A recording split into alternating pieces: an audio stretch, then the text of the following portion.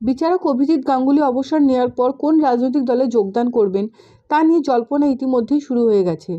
অবসর নেওয়ার কথা ঘোষণার সাথে সাথেই বারাসাত লোকসভা কেন্দ্রের সাংসদ কাকলি ঘোষ দস্তিদার জানিয়েছেন, যদি তিনি বিজেপির হয়ে বারাসাতে দাঁড়ান তাহলে তাকে 2 লক্ষের বেশি ভোটে পরাজিত করবেন।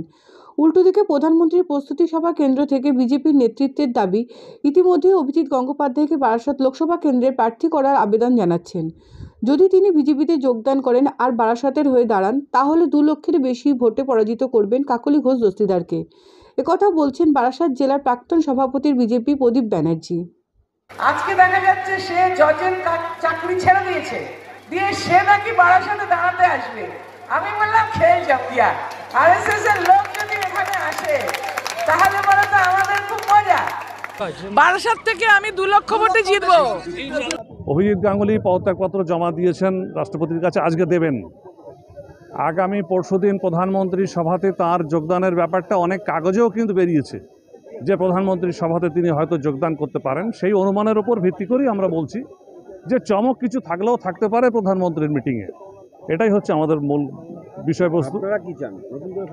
আমরা চাইছি যে এরকম স্বচ্ছ পরিচ্ছন্ন ভাবমূর্তির মানুষ আমাদের দলে আসুন, কারণ আমরা সবসময় বলে থাকি BJP is a party with difference. আর সেই ডিফারেন্সটাই আজকে এই 10 বছর ক্ষমতায় থাকার প্রধান উৎস।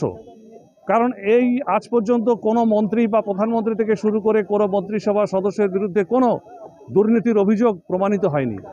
কাজে আমরা চাই যে স্বচ্ছ এবং পরিচ্ছন্ন ভাবমূর্তির মানুষ তারা ভারতীয় জনতা পার্টিতে যোগদান করুন। যদি জাস্টিস অভিজিৎ গাঙ্গুলি আমাদের দলে আসেন এবং তাকে যদি কোনো লোকসভার আসনে প্রতিদ্বন্দ্বিতাও করতে দেওয়া হয়, আমরা নিজেদেরকে ধন্য মনে করব। দেখুন, এটা দল ঠিক করবে। উনি এখনও পর্যন্ত আমাদের দলে যোগদান করেননি, উনি খুব শিগগিরই যোগদান করবেন এবং এটা আমাদের কেন্দ্রীয় পার্টি ঠিক করবেন যে কে কোথায় দাঁড়াবেন। তো কাকুলি দেবী এবার দাঁড়ালে সে অভিজিৎ গাঙ্গুলি দাঁড়াক আর রামশ্যাম যদুমতো আমাদের দলের যেই দাঁড়াক, কাকুলি ঘোষ দস্তিদার এবার 2 লক্ষ ভোটে বারাসাত থেকে হারবে বলে আমরা একদম দৃঢ় বিশ্বাস। অভিজিৎ গাঙ্গুলি রিজাইন করার পর থেকে জল্পনা ছড়িয়েছে উনি বিজেপিতে আসতে পারেন, আবার সেটা উনি সিদ্ধান্ত নেবেন। আমরা চাইব ওনার মতন একজন স্বচ্ছ ভাবমূর্তির ব্যক্তি এবং যিনি দুর্নীতির বিরুদ্ধে আপোষহীন লড়াই করছেন, ওরকম ব্যক্তি যদি দলে আসেন তাহলে আমাদের দল লাভবান হবে বলে এবং সাধারণ মানুষ লাভবান হবে, পশ্চিমবঙ্গের লাভবান হবে, এটা আমরা নিশ্চয়ই ওনাকে আমরা স্বাগত জানাবো। 6 তারিখের এই মঞ্চেই কি যোগদান করবেন সেটা এখনও উনি সিদ্ধান্ত নেবেন। উনি এখনও পর্যন্ত আমাদের দলে যোগদান করেননি। যোগদান করার পরে উনি সিদ্ধান্ত নেবেন। আমরা দলে ওনাকে স্বাগত জানানোর জন্য তৈরি আছি।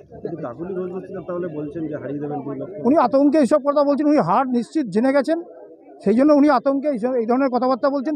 কাকুলি দেবের বিরুদ্ধে এবার ভারতীয় জনতা পার্টি যাকেই দাঁড় করান না কেন উনি 2 লক্ষের অধিক ভোটে এবার পরাজিত হবে। এক্সট্রা নিউজের জন্য কিষাণু ঘোষ দস্তিদারের রিপোর্ট, বারাসাত।